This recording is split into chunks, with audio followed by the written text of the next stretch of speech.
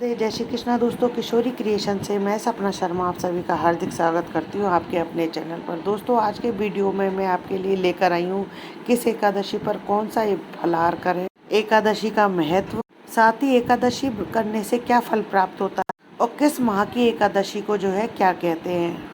दोस्तों, अगर आप कोई भी एकादशी का व्रत करते हैं तो कोई भी फलाहार ले सकते हैं, लेकिन आप वर्ष भर की 24 एकादशियों का व्रत कर रहे हैं। 24 फलाहार की एकादशी का जो भी व्यक्ति व्रत करता है वह दिन भर निराहार निर्जल रहता है और फिर शाम के समय जो है भगवान श्री हरि की वह पूजा करता है और फिर पूजा करने के बाद में जो है फिर वह प्रसाद पाता है। पर फलाहार आपको जो है एक निश्चित क्वांटिटी में ही करना पड़ता है। फिर अगले दिन जो है आप किसी ब्राह्मण को भोजन कराकर या मंदिर में कोई थाली भोजन की देकर या किसी ब्राह्मण को आप सीधा देकर के, अगर आपको कोई ब्राह्मण नहीं मिले, मंदिर नहीं मिले, तो 4 रोटी आप गाय को दे करके फिर उसके बाद में जो है आप अपना व्रत का पारण करेंगे। दोस्तों, आइए जानते हैं किस एकादशी पर कौन सा फलाहार करना चाहिए। श्री सूत जी महाराज ने नैमिषारण्य तीर्थ पर शौनकादिक 88,000 ऋषियों से कहा कि हे मुनीश्वरों, भगवान श्री कृष्ण ने अपने परम भक्त व प्रिय सखा को प्राचीन समय से अपने पापों से मुक्ति और वैकुंठ में स्थान प्राप्त करने के लिए जो व्रत और उसका महात्म्य बताया है वही आज मैं आप सबको बता रहा हूँ। वर्ष के 12 महीनों में कुल 24 एकादशी होती हैं। इसके अलावा जिस वर्ष पुरुषोत्तम मास पड़ता है तब 2 एकादशी और बढ़ जाती हैं, तो इस प्रकार कुल 26 एकादशियाँ होती हैं, जिनके नाम मैं आपको बताता हूँ, ध्यानपूर्वक सुनिए। 12 मास में आने वाली 11 और उस दिन किए जाने वाले फलाहार। पहली एकादशी अगहन मास की कृष्ण पक्ष की एकादशी होती है। यह दीपावली के बाद कार्तिक मास के पास पड़ने वाले अगहन मास में आने वाली सबसे बड़ी एकादशी। इस एकादशी में भगवान नारायण की पूजा करके गुड़ और बादाम का फलाहार किया जाता है। दूसरी एकादशी अगहन मास की शुक्ल पक्ष की एकादशी है, जिसे मोक्षदा एकादशी कहते हैं। इस दिन तुलसी की मंजरी भगवान नारायण को शालिग्राम को चढ़ाकर व धूप दीप से पूजा किया जाता है। इस एकादशी को बिल्व पत्र का फलाहार किया जाता है। तीसरी एकादशी पौष मास की सफला एकादशी होती है, जो कि कृष्ण पक्ष की एकादशी होती है। इस दिन नारियल, आंवला, अनार से पूजा किया जाता है। भगवान श्री हरि की इस एकादशी को तिल्ली और गुड़ का फलाहार लिया जाता है। इसके बाद चौथी एकादशी पौष मास के शुक्ल पक्ष की एकादशी होती है, जिसे पुत्रदा एकादशी कहते हैं। इस दिन गाय के दूध का बना हुआ फलाहार किया जाता है। अगर आपको ऐसी गाय मिल जाए जो उसने हाल फिलहाल में ही बछड़ा पैदा किया हो, उस गाय के दूध का बना हुआ आप फलाहार करते तो वह बहुत ही श्रेष्ठ रहता है। इसके बाद में माघ मास की कृष्ण पक्ष की सठितला एकादशी आती है। इस दिन पैठा, नारियल, सीताफल, सुपारी से जो है भगवान नारायण की पूजा की जाती है और इसमें जो है तिल पट्टी या तिल का आहार लिया जाता है। तिल से बनी हुई चीज़ों को खाया जाता है। माघ मास की शुक्ल पक्ष की एकादशी को जया एकादशी कहते हैं। इस दिन धूप, दीप और नैवेद्य से भगवान नारायण की पूजा की जाती है। इसमें गोंद और गिरी के सांठे का फलाहार किया जाता है। फाल्गुन मास की कृष्ण पक्ष की विजया एकादशी को धूप दीप से पूजा किया जाता है। भगवान नारायण की धूप दीप से पूजा की जाती है और सिंगाड़े का फलाहार किया जाता है। फाल्गुन मास के शुक्ल पक्ष की एकादशी जो है आमल की एकादशी कहलाती है। इस दिन आंवले के पेड़ के नीचे धूप दीप नैवेद्य के साथ पूजा किया जाता है। आंवले की 108 परिक्रमाएं लगाई जाती हैं। आंवले का भोग फलाहार में किया जाता है। इस दिन श्री हरि नारायण के साथ माता लक्ष्मी की भी पूजा का विधान है। चैत्र मास के कृष्ण पक्ष की एकादशी को पाप मोचनी एकादशी कहा जाता है। इसमें चिरौंजी का फलाहार किया जाता है। चिरौंजी ड्राई फ्रूट्स में आती है, एक छोटा सा बीज होता है, उसका फलाहार किया जाता है। इसके बाद चैत्र मास के शुक्ल पक्ष की एकादशी आती है, जो कामदा एकादशी के नाम से जानी जाती है। इसमें लौंग का फलाहार किया जाता है। इसके बाद वैशाख मास के कृष्ण पक्ष की एकादशी वरुथनी एकादशी कहलाती है, जिसमें खरबूजे का फलाहार किया जाता है। इसके बाद वैशाख मास के शुक्ल पक्ष की मोहिनी एकादशी आती है, जिसमें गौमूत्र का फलाहार किया जाता है और गौमूत्र की भी जो है आप 1 या 2 बूंदी ले सकते हैं, इससे ज़्यादा आप ले भी नहीं सकते।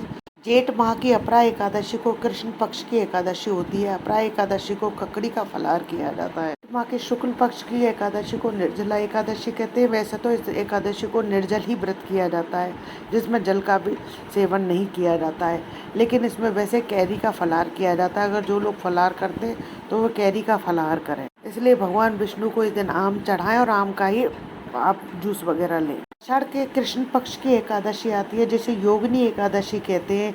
इसमें मिश्री का फलाहार किया जाता है। आषाढ़ के शुक्ल पक्ष की एकादशी आती है जिसे देवशयनी एकादशी या पद्मा एकादशी या हरिशयनी एकादशी भी कहते हैं। इसमें दाख यानी मुनक्के का फलाहार किया जाता है। श्रावण मास के कृष्ण पक्ष की एकादशी को कामदा एकादशी कहते हैं। इस दिन तुलसी की मंजरी से भगवान नारायण की पूजा की जाती है। इसमें दूध का फलाहार किया जाता है। सावन मास के शुक्ल पक्ष की एकादशी पुत्रदा एकादशी होती है जिसे पवित्रा एकादशी भी कहते हैं, जिसमें गुड़ का फलाहार किया जाता है।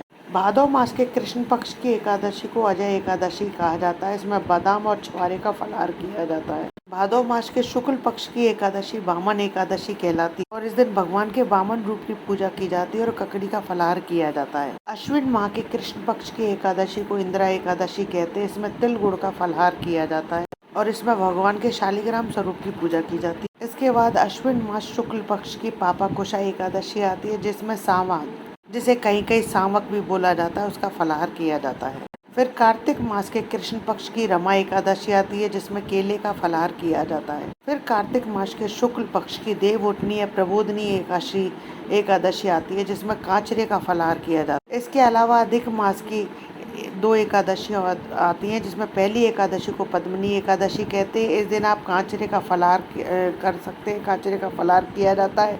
अधिक मास की दूसरी एकादशी को परमा एकादशी कहते हैं। दोस्तों, जैसे ही इन एकादशियों के नाम है वैसे ही इनके गुण भी अलग अलग हैं। इनको करने की विधि तथा फल का वर्णन विस्तार पूर्वक बताया गया है। जो प्राणी इन एकादशियों का विधि पूर्वक व्रत एवं उद्यापन करते हैं उन्हें उन्हीं के अनुसार फल प्राप्त होता है। श्री सूत जी महाराज बोले, हे ऋषिवरों, इस एकादशी व्रत के महात्म्य को पांडवों से श्री कृष्ण भगवान ने स्वयं कहा है कि इस उत्तम व्रत को विधि पूर्वक करने पर मनुष्य पृथ्वी पर अनेक प्रकार के सुखों को भोग कर अंत में विष्णु लोक की प्राप्ति करता है। उसी श्रेष्ठ व्रत को जानने की इच्छा से भगवान श्री कृष्ण से अर्जुन ने पूछा, हे माधव, हे मधुसूदन, इस एकादशी व्रत के करने का क्या महत्व है और इस व्रत के करने से कौन कौन से पुण्य प्राप्त होते हैं तथा उसको करने की विधि क्या है, सो आप कृपा करके मुझे समझाकर बतलाइए। अर्जुन के इस प्रकार प्रश्न पूछने पर भगवान श्री कृष्ण ने कहा, हे अर्जुन, यह व्रत मार्गशीर्ष अगहन मास में कृष्ण पक्ष की एकादशी से प्रारंभ करना चाहिए।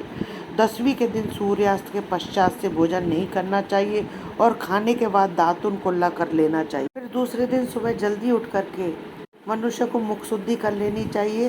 दूसरे दिन सुबह जल्दी उठकर अपने सभी कार्यों से निवृत्त होकर स्नान करे। स्नान करते वक्त, हे वसुंधरे, हे मेरे सभी पापों को नष्ट कर मुझे सुख समृद्धि दे दो, ऐसी प्रार्थना करते हुए स्नान करे। व्रत करने वाले को व्रत धारण करने के दिन किसी की निंदा ना करे, ना ही काम, क्रोध, मद, लोभ और अहंकार जैसे विचारों को मन में लावे। स्नान के बाद भगवान विष्णु को धूप दीप नैवेद्य के साथ अन्य पूजन सामग्री के साथ पूजा और आरती करनी चाहिए। रात्रि में दीप दान कर सारी रात जो है भजन और भगवत पुराण या जागरण करना चाहिए। इस दिन खाट पर नहीं सोना चाहिए।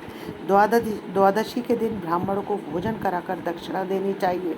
हे पार्थ, कृष्ण पक्ष और शुक्ल पक्ष एकादशी में कोई भी भेद नहीं समझना चाहिए। इस व्रत को करने से जो फल प्राप्त होता है वह सुनिए। मनुष्य को तीर्थ में स्नान और दर्शन करने से जो फल मिलता है उस फल के 16 गुना से अधिक फल एकादशी व्रत करने से प्राप्त होता है। सूर्य ग्रहण, चंद्र ग्रहण में दान करने से, कुरुक्षेत्र में स्नान करने से, संक्रांति में दान करने से जो पुण्य फल की प्राप्ति होती है वही फल इस व्रत को करने से प्राप्त होता है। जो फल अश्वमेध यज्ञ के करने से मिलता है उससे 100 गुना फल एकादशी व्रत करने से मिलता है। 1000 तपस्वियों को 60 वर्ष तक भोजन कराने से जो फल मिलता है वह फल एकादशी व्रत से प्राप्त होता है। जो फल वेद पाठी ब्राह्मण को 1000 गाय दान करने से मिलता है उससे 10 गुना फल एकादशी व्रत करने से मिलता है। ये अर्जुन, विद्या दान से 10 गुना फल एक भूखे मनुष्य को भोजन कराने से मिलता है। इसलिए अन्नदान सर्वश्रेष्ठ दान है जिसके करने से पितृ तृप्त होते हैं। एक बार भोजन करने का फल भी निर्जल व्रत करके आधे फल के बराबर होता है तथा अनंत काल तक वैकुंठ में निवास करता है। अतः संसारी सुखों के साथ वैकुंठ के सुख चाहने वालों को अवश्य ही एकादशी व्रत करना चाहिए। ऐसा कहकर के सूत जी ने जो है इस महात्म्य को समाप्त किया और इस प्रकार सूत जी ने जो है हर 11 का महात्म्य बताया। जय श्री कृष्ण। दोस्तों, यदि आपको मेरा ये वीडियो पसंद आए तो प्लीज़ मेरी वीडियो को ज़्यादा से ज़्यादा लाइक और शेयर करें। यदि आप मेरे चैनल पर नए हैं तो चैनल को सब्सक्राइब करना ना भूलें। पास ही में बेल आइकन को दबाएं जिससे मेरे आने वाले हर नए वीडियो का नोटिफिकेशन आपको मिल जाए। जय श्री कृष्ण दोस्तों।